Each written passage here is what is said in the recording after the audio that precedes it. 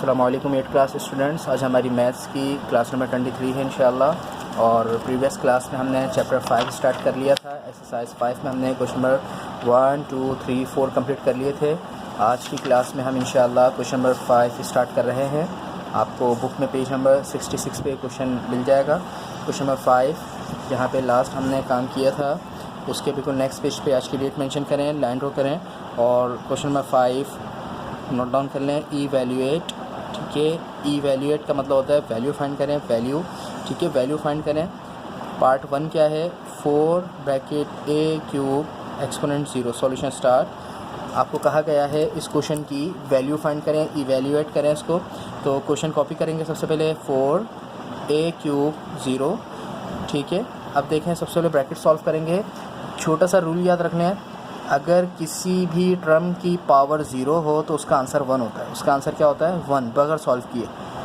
अगर हम इसको सॉल्व करेंगे रफर्क में जाकर तो उसका आंसर 1 आएगा हमेशा।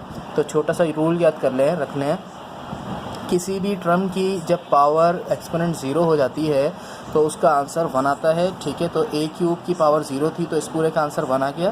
फिर 4 को 1 से मल्टीप्लाई करेंगे तो क्या आंसर आएगा, 4 1 ज़ा 4 आंसर, ठीक है। इसकी वैल्यू फाइंड हो गई।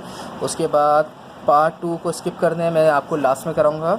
जिन जिन क्वेश्चंस की एक्सपोनेंट माइनस में है, पार्ट 2 हो गया, पार्ट 8 हो गया, पार्ट 10 हो गया, ये इंशाल्लाह हम लास्ट में करेंगे, ठीक है। उसके बाद पार्ट 3 कॉपी कर लेते हैं हम।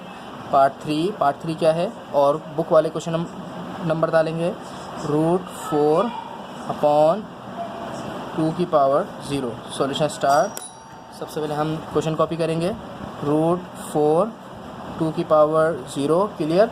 अब देखें 2 की पावर 0 है तो बग़ैर सॉल्व किए इसका आंसर क्या आ जाएगा, 1।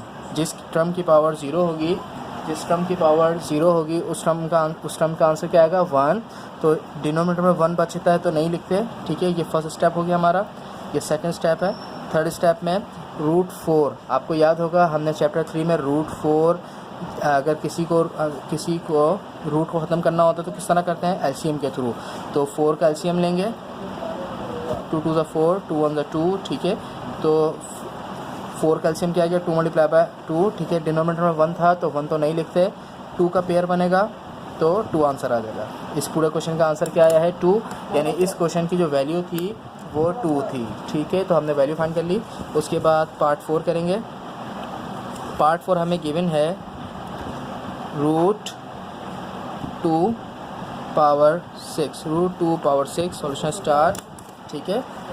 क्वेश्चन कॉपी करेंगे। √2 पावर 6, पावर एक्सपोनेंट का मतलब क्या होता है, √2 6 दफ़ा है, 6 टाइम्स है, तो हम इसको ओपन करके लिख लेंगे। यानी √2 multiply by √2 multiply by √2 multiply by √2 multiply by √2 multiply by √2, यानी ये √2 6 टाइम्स है ना, तो मैंने इसको ओपन करके लिख दिया 1 2 3 4 5 6, ठीक है। ये सब आपस में मल्टीप्लाई हो रहे हैं तो मैंने एक रूट में लिख के सबको 2 multiply by 2 multiply by 2 multiply by 2 multiply by 2 multiply by 2 एक साथ लिख लिया, ठीक है। पेयरिंग करूँगा, first pair, second pair, third pair.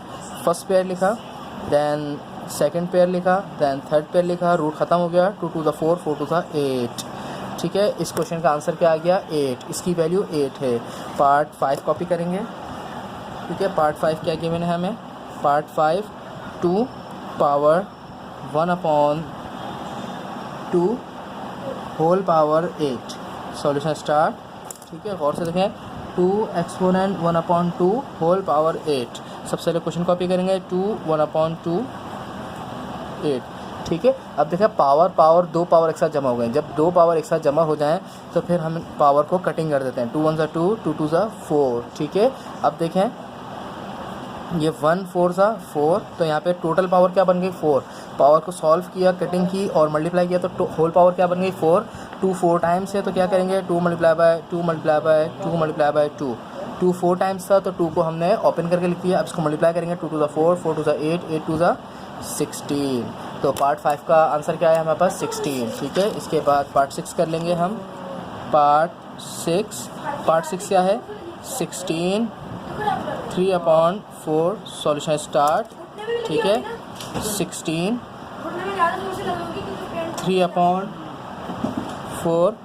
अब इसको देखें, 16 को हम ब्रेक कर लेंगे, एलसीएम के थ्रू रफ वर्क में 16 2 से करेंगे 2 2 8 ज़ा 16 2 4 ज़ा 8 2 2 ज़ा 4 2 1 ज़ा 2। ठीक है, तो 16 की जगह हम क्या लिख लेंगे 2 multiply by 2 multiply by 2 multiply by 2 3/4। Clear. अब देखें 2 4 टाइम्स है तो मैं इनको क्लोज करके अगर लिखूंगा तो किस तरह होगा 2 की पावर 4। ये 2 4 टाइम्स है तो मैंने इनको पावर फॉर्म में लिख दिया और ये वाली पावर सेम रहेगी। क्लियर। 4 4 से कट हो गया। उसके बाद 2 की पावर क्या रिमेनिंग बची 3। ठीक है, 1 3 ज़ा 3। देन 3 को मैं ओपन करके लिखूंगा 2 multiply by 2 multiply by 2। Then इसको मल्टीप्लाई कर लूँगा 2 2 ज़ा 4 4 2 ज़ा 8। तो इस क्वेश्चन की वैल्यू क्या आ गई हमारे पास 8। ठीक है, तो यानी क्वेश्चन में आप सॉल्व करें, प्लस माइनस करें, पावर सॉल्व करें, पावर को क्लोज करें, ओपन करें, पावर को मल्टीप्लाई करें, पावर को कटिंग करें, आखिरी में एक सिंपल सा आंसर आ जाएगा तो उसकी वैल्यू होगी। ठीक है, कि अब यहाँ पे कुछ और सॉल्यूशन नहीं हो रहा। इसके बाद पार्ट 7 कर लेंगे हम। पार्ट 7 का गिवन हमें 256 होल पावर 5/8 सॉल्यूशन स्टार्ट। ठीक है, सबसे पहले क्या करेंगे क्वेश्चन कॉपी करेंगे 256 होल पावर 5/8। 256 का हम एलसीएम ले लेंगे। ठीक है, 256 का हम एलसीएम लेंगे। 2 के टेबल से लेंगे, 2 के टेबल से लिया तो 128 आ गया। देन अगेन 2 से लेंगे तो 64 आ गया। अगेन 2 से लेंगे 32, 2 से लेंगे 16, अगेन 2 से लेंगे 8 2 4 2 1 1 2 3 4 5 6 7 8 2 8 टाइम्स आ गया। तो 256 की जगह मैं क्या लिखूंगा 2 multiply by 2 multiply by 2 multiply by 2 multiply by 2 multiply by 2 multiply by 2 multiply by 2 1 2 3 4 5 6 7 8 times मैंने 2 लिख दिया। 256 को हमने ब्रेक करके लिख दिया और होल पावर क्या है 5/8, ये अपनी जगह रही। ठीक है, अब ये 2 सारे सेम है तो मैं इनको पावर फॉर्म में लिख दूंगा।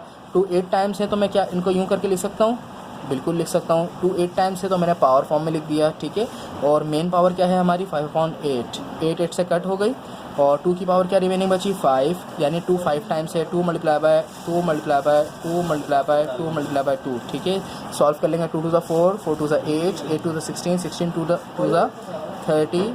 तो इस क्वेश्चन का आंसर क्या आ गया हमारे पास 32। बहुत आसान है, जब भी मैं बहुत फास्ट लेके चल रहा हूँ, कोई मुश्किल नहीं है। बस एलसीएम लें, नंबर को ब्रेक करें और नंबर को पावर फॉर्म में लिखें, पावर को कटिंग करें, फिर अगेन पावर फॉर्म में लिखें और पावर को सॉल्व कर लें। जो लास्ट में आंसर आएगा वो हमारा आंसर होगा। ठीक है, इसके बाद पार्ट 8 को भी स्किप करें, पार्ट 8 थोड़ी देर में कराता हूँ मैं। ठीक है, पार्ट 9 करते हैं हम। पार्ट 9 क्या गिवन है 125 होल पावर 4/3 सॉल्यूशन स्टार्ट। ठीक है, क्वेश्चन कॉपी करेंगे 125 4/3 रफ वर्क में 125 का हम एलसीएम लेंगे, 5 के टेबल से लेंगे। 5 25 ज़ा 125, 5 5 ज़ा 25, देन 5 1 ज़ा 5। 125 किस में ब्रेक हुआ 5 मल्टीप्लाई बाय 5 मल्टीप्लाई बाय 5।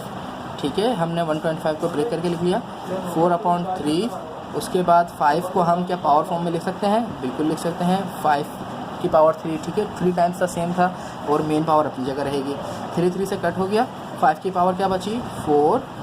अब 5 को हम ओपन करके लिख लेंगे 5 multiply by 5 multiply by 5 multiply by 5। Clear. अब इसको सॉल्व कर लेंगे 5 5 ज़ा 25, 25 5 ज़ा 125।